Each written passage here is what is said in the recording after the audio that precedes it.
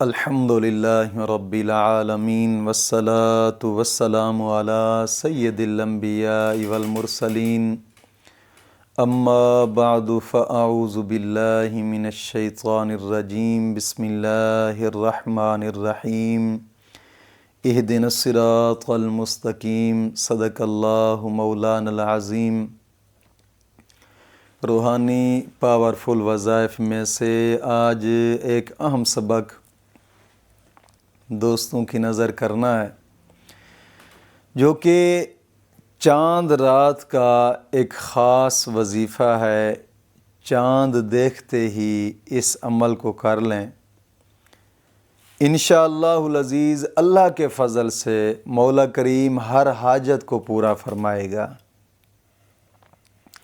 اگر آپ جلد شادی کے لیے کرنا چاہیں تب بھی کر سکتے ہیں، اس کا جو طریقہ ہے میں وہ بھی آپ کو بتاتا ہوں۔ یا کوئی اور حاجت ہے، رزق میں برکت نہیں ہے، یا کاروبار چل نہیں رہا، یا پھر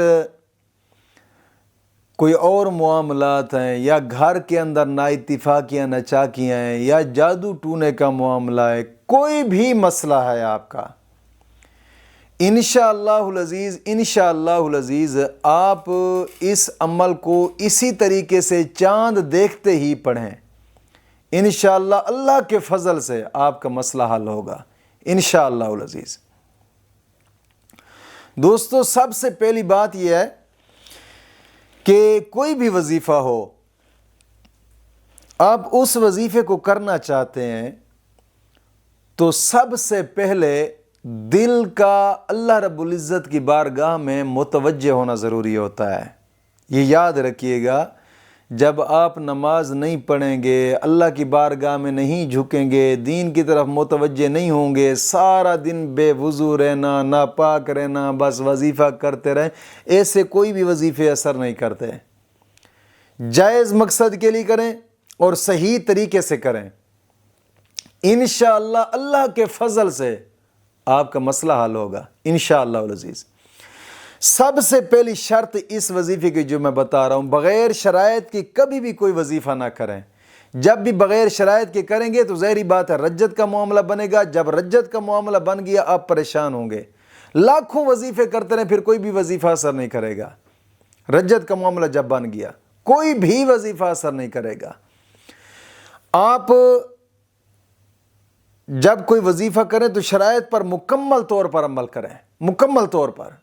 رجت ہوتی ایسے ہی ہے کہ آپ نے وظیفہ ایسے یوٹیوب سے اٹھا کر ڈالا، یا پھر گوگل سے اٹھا کر ڈالا، یا ایسے وظیفہ کرتے رہے، وظیفہ کوئی بھی اثر نہیں کرے گا۔ وظیفہ اس وقت اثر کرتا ہے جب مکمل شرائط کے ساتھ آپ کریں گے۔ آج کے وظیفے کی سب سے پہلی شرط یہ ہے کہ نماز کی پابندی کریں، اور ہر نماز کے بعد 11 مرتبہ کلمہ طیبہ اور 11 مرتبہ درود پاک، یہ اشد ضروری ہے۔ دوسری شرط، اپنے تمام گناہوں سے توبہ اور آئندہ گناہ نہ کرنے کا ایک پختہ عزم کرنا۔ اور تیسری شرط، روزانہ کی بنا پہ کم از کم 2 رکوع قرآن پاک کی تلاوت کی لازمی کریں، لازمی قرآن کریم کی تلاوت کریں گے، ہر حرف پر مولا کریم 10 نیکیاں عطا فرماتا ہے، 10 گناہ معاف ہوتے ہیں، 10 درجات بلند ہوتے ہیں۔ قرآن کریم کی تلاوت کرنے کے بعد انسان جو بھی جائز دعا مانگے مولا کریم اس کی دعا کو قبول فرماتا ہے۔ آپ کوشش فرمائیں، اور پھر جناب علی صدقہ خیرات کریں، وقتاً فوقتاً دین کی کوئی بات سیکھ لیا کریں، کوشش فرمایا کریں یار دین کے ساتھ منسلک رہیں جتنا ہو سکتا ہے۔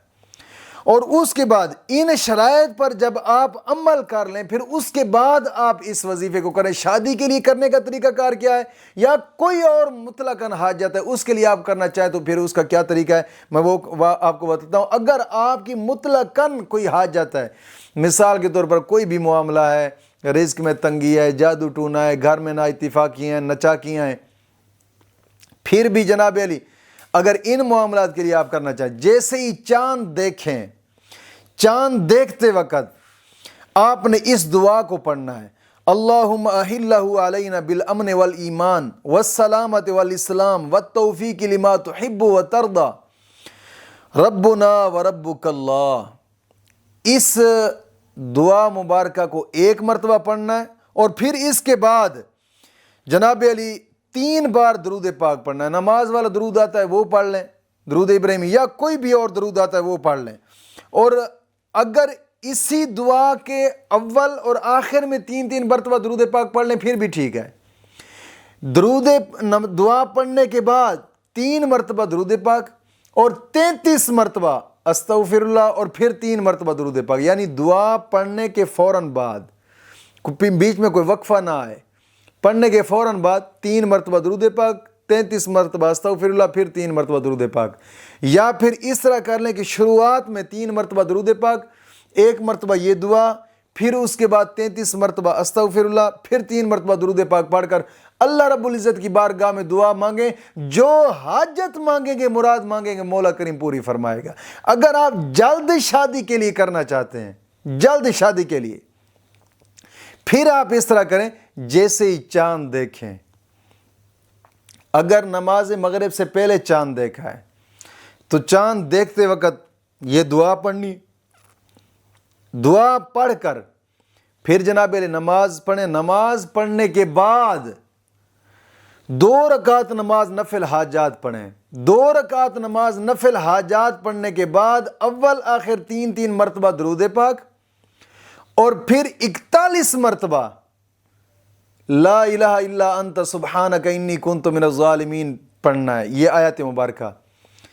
پھر رب کی بارگاہ میں دعا کر لیں شادی کے لیے. انشاءاللہ العزیز, انشاءاللہ العزیز چند دنوں کے اندر انشاءاللہ رشتہ ہوگا.